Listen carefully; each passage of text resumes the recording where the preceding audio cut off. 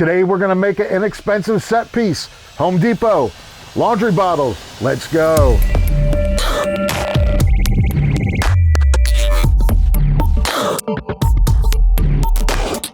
Hey, how's it going? Anthony Fro here, Great Sci-Fi. Well, today we're gonna make a set piece for my new film, Wakener. I needed a set piece and I didn't have a lot of money. What? You've seen this before. But the home centers, your Home Depots, your Lowe's, your Target, Walmart, you can always find something within your budget if you're just looking at like silhouettes and you're using your imagination, right? So I went to the Home Depot and I knew I needed like a computer sort of station for this one scene, this one main scene. And then I was shopping and then I saw this giant laundry detergent bottle. And I was like, oh, that looks like the computer screen. And then I found a few like toilet pieces and then some like irrigation parts. I always lose track of what they are because it's like you're treasure hunting, right? It's a scavenger hunt. It's like, oh, I have this. Can I find something that looks like that? And the reason that I think it works is because those stores are so massive. And then sometimes you'll find the perfect piece, right? And it's like some angled aluminum thing. And it's like $59. And you're like, okay, I can't use that. And then you find a piece that's like 49 cents. You get like 10 of them. So let's just get into the build. I'm going to take you through the whole thing. It ends up becoming a bigger piece, but I'm just going to focus on this control panel. Basically what it is the actress, her whole world is at this control terminal and it's her whole thing. So it was an important piece. So let's get into it. All right, so I'm going to start with the Evil Ted molds. I love these. So I'm just going to make some greeblies. So Evil Ted, I'm going to link to his channel. I think you can't get these anymore, but I've seen them on eBay. But they're just great for when you're pouring resin for something. Like there, I have some other pieces for the film that I'm pouring. And I thought, you know what, let me just make some greeblies just for this piece. Now, I have this white smooth cast. There's all kinds of resin you can use. You can get it from, hobby stores. I live in Los Angeles, so there's specific stores for this stuff, but it's pretty easy to get, and it's 2-part, right? 50-50. One part the whatever, and the other part the whatever. One heats it up, one hardens. I don't know. I don't mean to be blasé about that, but you don't need to overcomplicate it. Like I didn't do this for the longest time because I was afraid of it, and then it was probably one of the easiest things ever. But I love these little pieces, right? And they just add a lot of value. They're very simple.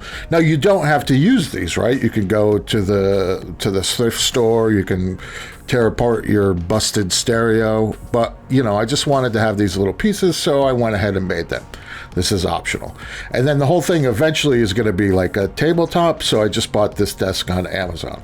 So this is sort of like the foundation piece, and you could just use a piece of plywood, right? Or like an old door. I've actually done that before, or whatever. But here, I'm just prepping up this surface, and then here's the Home Depot, the first piece. I think that's like something for your toilet. Could be wrong about that, but it's something like that, like a flange or something. And here, I sound like a broken record if you watch my videos. I always like to point out to you that, I'm measuring this foam. I got the thick foam here. I have that flange piece that's going here. I'm making this up as I go along, right? But because of editing, it looks like everything is very deliberate, but that's just in the editing, right? And then also, I've been doing this for a long time, so you kind of know you only have a few options. But here what I'm doing is I have some thick foam here. And you can also use, like from the Home Depot, you can use the floor mat foam. I have this foam left over from something else. This, I'm just using foam because I'm making this for a film, and I have a deadline, and I don't have enough time to do this, but I have to do this. So it's very easy to use the foam and the hot glue. You could be doing this with plywood, and, screws and wood glue.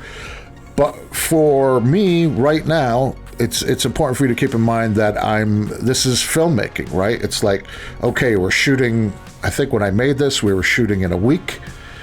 And it's like, well, this is the time I have. I don't have time to do this, but I have to do this. So foam and hot glue. And then also, these are made to be to be useful, to live, to be stable right up until like 5 seconds after you say cut, right? So I only need this to work for one day for probably 8 hours. Now, also keep in mind that actors by nature will break everything. So when I put on hot glue, I put on extra hot glue, right? So now I'm just forming the shape of the desk. And in my mind, it's kind of like a console, like in a sound recording studio. That's kind of roughly in my head when I'm trying to imitate. So it's good to have sort of a destination, right, for your build, like a mental map. So here I'm just using the foam. And again, this all looks pretty rough and rugged, but I know I'm just sort of roughing it in. This is not a hero piece, you know what I mean? I'm never going to be looking right at this. And then now, because I use foam, I have to use Plastidip, right? So just a quick coat of Plastidip you have to put on the foam before the foam will accept traditional paints, spray paint in this case. So now I have a piece of styrene, a flat sheet of styrene. Again, this could be plywood, could be more foam. I just happen to have the sheet of styrene, right? So I think there's a theme occurring here, right? It's like, I'm in my workshop. I need this in a week. What's on the pile over there? Maybe on your pile, you have a bunch of plywood. Maybe on your pile, you have a bunch of foam core, whatever. It's very different in making stuff for low budget movies, again, because keep in mind, this is not like I'm going to finish this and display it in my man cave and have all my friends come and look at it. This just needs to work for 8 hours on one day, all right? And it's a lot of effort for that, but that's the game. That's how it works, right?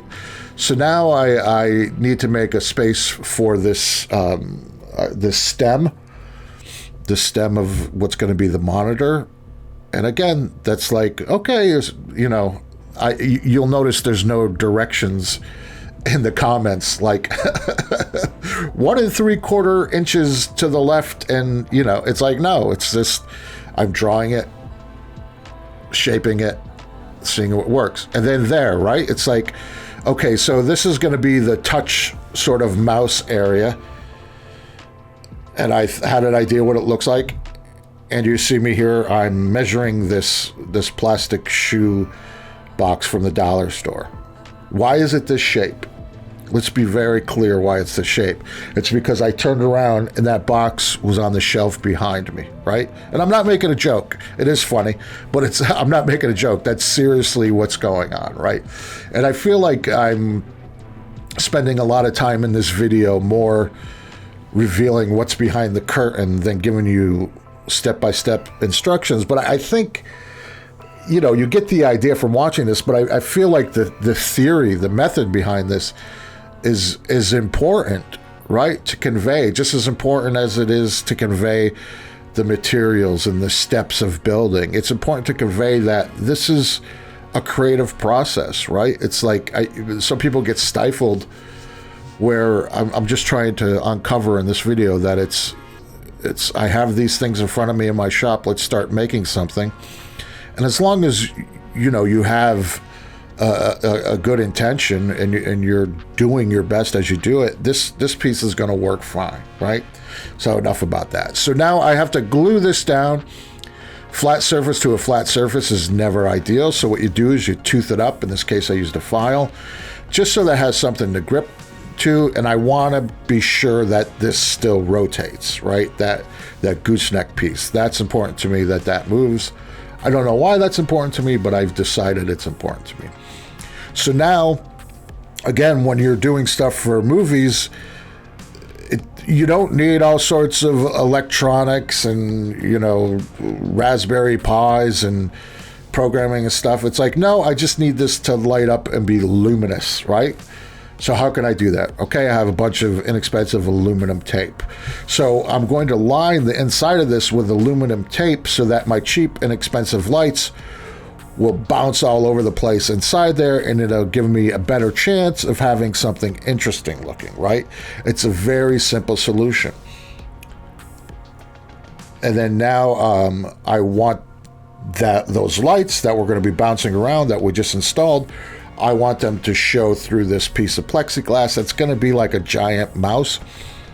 And what I'm doing here is I'm just, I'm dampening that down by sanding it. That way it's frosted.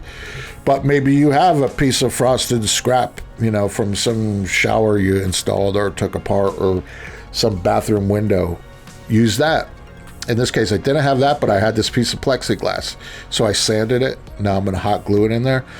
And hot glue, I use a lot when I'm making film props and film sets that are just for one day, because it's a great tool for that. So now I have all the Evil Ted Greeblies. I just want to sand them down flat. I'm not going crazy with this, but they are, because, I poured them by hand, they're all like sort of uneven on the bus. Some are 3 millimeters, some are 5.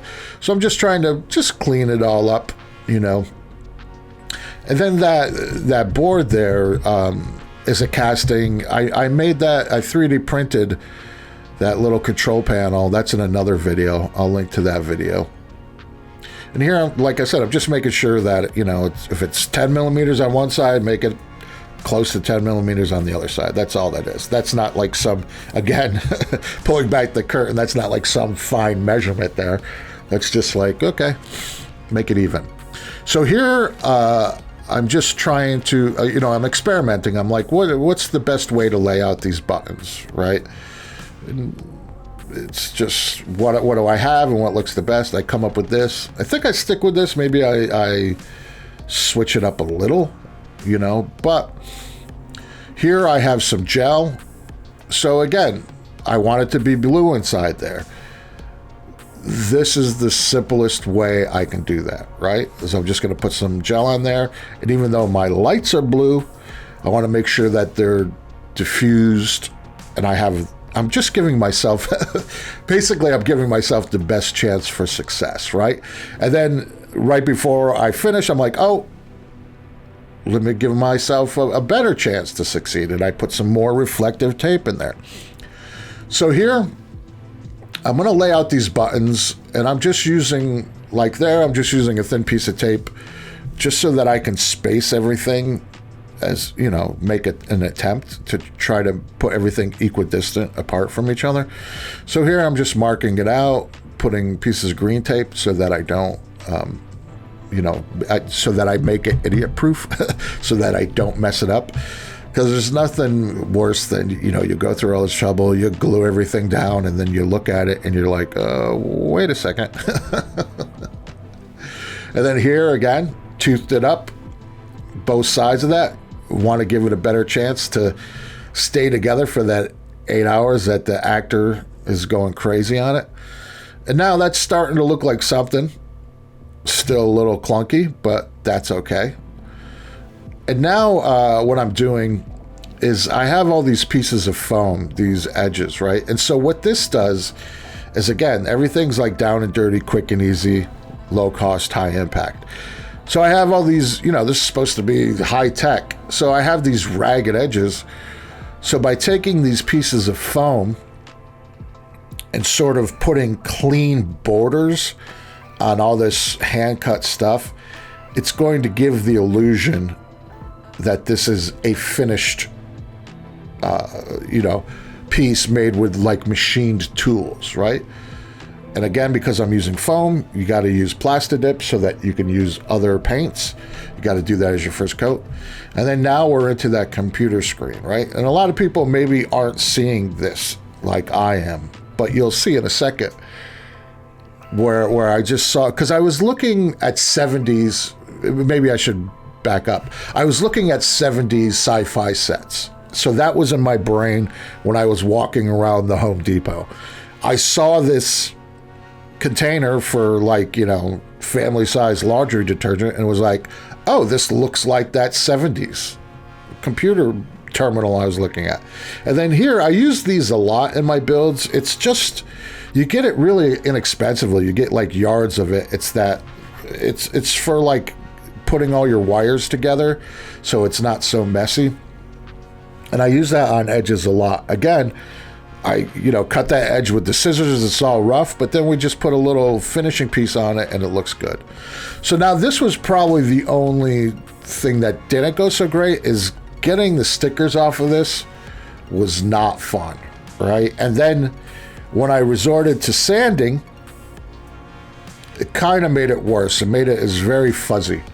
But again, I'm shooting in 2 days. Now it's probably 3 days till I shoot.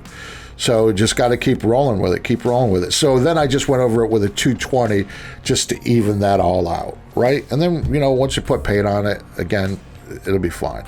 And there you're starting to see the rough idea. And this really looks like the 70s reference images that I looked at, whenever weeks ago. So here I've just got some lights from Amazon. Again, you can usually find this stuff at the hobby shop or the dollar store. But it's interesting, like I'm on a deadline here, and then Amazon, you could get stuff the next day. So it's very useful. So here I'm just trying to come up with a pattern that'll just give me the most amount of blue fill light. That's all I'm trying to do. No, nothing's premeditated. Just sort of like maybe over here, yeah, over there. And then I have all my reflective tape. And remember, there's reflective tape on the lid once I put the lid on top of there. And you see there's even like a gap there that probably would have been better if I put some lights there, but I didn't. And then you're starting to see, and then sort of you start having happy accidents, right? So there's a little bit of glow that comes up around the gooseneck that was unintentional, that looks good. So here, this is an old cheap diffusion trick. So this is parchment paper. You can just get it from the supermarket. If you do any baking, you'll be familiar with it. And that just helps to diffuse all this light. As you'll see, I even go and I find, I do a lot of video and stuff, so I have a lot of busted up gear. And you tend to save stuff. And that was just a piece of diffusion from like a busted up, one of those like tent lights, So now that's starting to look good. Like I like those dots are diffused. I like that little glow that's coming out around the gooseneck. I wish I could say that was intentional, but it wasn't. But I'm like, okay, that works. So now I have these little fairy lights. These I think I did get at like Hobby Lobby or maybe Michael's. And all I'm doing is I'm trying to create like a depth, and I'm trying to make it not look like what it is, right? It's like clearly LED lights, everybody knows that. But by adding this, so one's about 2 inches away, one's right on top of it, and then you start to get like a weird, like, parallaxing is not the right word, but right, so there's a dimensionality there, right? So that looks, yeah, I'm happy with that. And again, you're never going to look at it like video like that. It's always going to be through like a camera lens, probably anamorphic, probably a little soft. So now I'm starting to detail it. I got this foam and I'm just going to clean up the edges. And just, it's always like the little last minute details that kind of bring it together. So this foam, again, you don't have to use the foam. You could get like, like molding from the box store. You can just skip this part altogether, right? So I'm just going for it. I probably have 1 day until shooting. And then now I bought this. This is a light that's supposed to be like for tracing, like if you're tracing things or looking at like photos. And I just had this idea where I'm trying in this film to do everything practical, right? Typically what I would have done in the past is the computer screen, I would have just done it in post-production. But I kind of want it to be practical. And then I also want this blue light to be shining on the actor from the computer screen, if that makes sense. So it's a practical light, right? Like you hear me say that a lot, practical. So anything that I can do in the real world to help me not have to fix it in post, just in air quotes there, is the way to go, right? And then that looks good. So now I got to figure out how to put this in there, and now it's like, again, there's no like electronics. It's all extension cords and stuff like that. So now I'm going to plasti dip because I have 2 pieces of foam in there, and now this is this big fat Velcro. I do get a lot of mileage out of my big fat roll of Velcro. And then this way, because it's all, spit and chewing gum, the lights are going to be with some extension cord that I'm going to have to turn on before we roll camera. So you want to make things accessible, right? So by putting the Velcro on there, I guarantee you, if I just hot glued this light into place, the day we shoot, it would be facing the wrong way, or be like, hey, can we just move this forward an inch? And you got it. Just trust me, that always happens. So with the Velcro, it's like, it's giving myself, I say this a lot too, it's like giving myself a chance to succeed. Easy for me to say, right? So then that's going to blast blue light on the actor, and it's going to, sell the illusion. So here's my metallic blue Rub and Buff. It's not Rub and Buff brand, but it's, it's the metallic wax. And I'm just doing like some blue highlights. Again, this is all stuff to just kick off light. I always talk about how when you look at this stuff on my bench in the like big bright overhead light to film so you can see what I'm doing, it looks not great. You know what I mean? Like that looks okay, but you have to sort of, through experience, you become familiar with how the camera sees things, right? And there it is. And I'm going to go deeper here and just show you, like, you see how all the light's spilling out there. But again, like, you're never going to see it like this, right? But I'm really happy with the way that came out. And here's some more beauty shots of it. And here it is on the set, right? In the world that it lives in. Happy with that. That worked. And, to reiterate, what set it off was I found that giant laundry soap container. And then it's like, from there, it's like, then I need this, then I need that. And then the whole thing unfolded, right? And, some people have a hard time with that because they want specific instructions, which is fine, I get that. But you have to be flexible. And if you sort of have the best intentions, but you let things unfold, you can come up with some pretty interesting stuff. So now what I like to do is like, the film is finished. It'll be on this channel probably in a few months once I finish with festivals. So let's take a look at it, because it's always like what I try to communicate when I talk about silhouettes and shapes and colors. Now, when you look at it, on video like this and it's on my workbench, it looks a little crunchy. It looks a little clunky. Or I'll show you this again, where this is just on my phone. It looks a little, it looks okay, but it doesn't look like a film. But let me show it to you now in the finished film in the context of lighting and sound design and color correction and, usually little VFX tweaks that you don't even notice. So let's take a look at that now from the film. Technician Sci-Fi, acknowledge. Technician Sci-Fi, please resync with your communication device. Technician Sci-Fi, do you copy? You could agree or disagree with me in the comments, but that to me looks like a set piece. It doesn't look like something from the box store.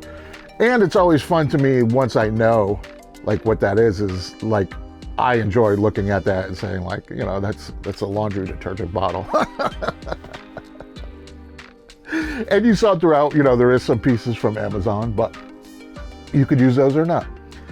But anyway, I hope you found this useful. Please like, share, subscribe, leave a comment. Love to read the comments, and check out the merch shop. We got the hats, we got the shirts. Buying those really helps us support the channel, helps it keep me going. And be looking out for that film soon. And remember, I'm just here to help make sci-fi.